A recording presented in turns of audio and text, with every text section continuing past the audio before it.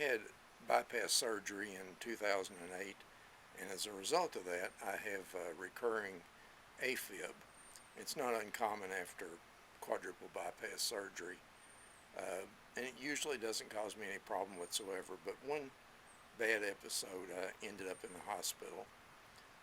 Spent a couple of days, and that was an interesting adventure. Uh, my wife, General Janet, I call her General because she waged my war on cancer, and we won. She's a good general. We've been married 50 years, together 55. Well, she explained to him when we went in that that I'm a vegan, because I'd only been a vegan like 2 weeks at that time. I'd just gone on the diet. It was in 2012, and they said okay, they would work with that. And so the first morning, breakfast was oatmeal made with cream and a carton of milk and some scrambled eggs. So I guess they were a little confused between vegan and vegetarian. So General Janet patiently explained that I don't eat eggs and I don't eat dairy. I really don't do caffeine, so I don't have coffee, very little tea. So, you know, I'll give them this. They really did try to accommodate me. So they came back with toast and an apple and water. Well, that's an okay breakfast. We got through that just fine, and they promised they'd do better at lunch. They really did want to help. So at lunch I had mashed potatoes and pudding and bread.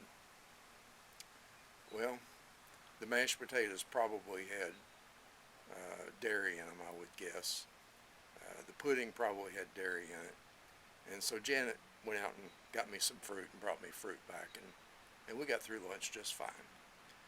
But because of that, and I didn't eat the meal, the dietitian visited, and she was very patient, and she wanted to help, and she listened to to my diet, and she was skeptical, but she was going to make it all better. So for supper, I had a bun, bread, peas, a little thing of corn, and cherry pie. Well, okay. Oh, and also they brought me this sickening little fruit bowl of highly, really, really sweet syrup, thick syrup, and a few pieces of fruit in it. So anyway, General Janet took care of me. She brought more fruit, and we got through the first day just fine. The second day, we had about the same results.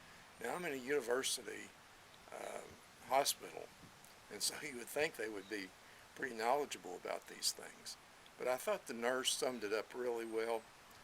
She explained that, she said, well, I guess we don't know how to feed a vegan because we never see them in the hospital. Good point.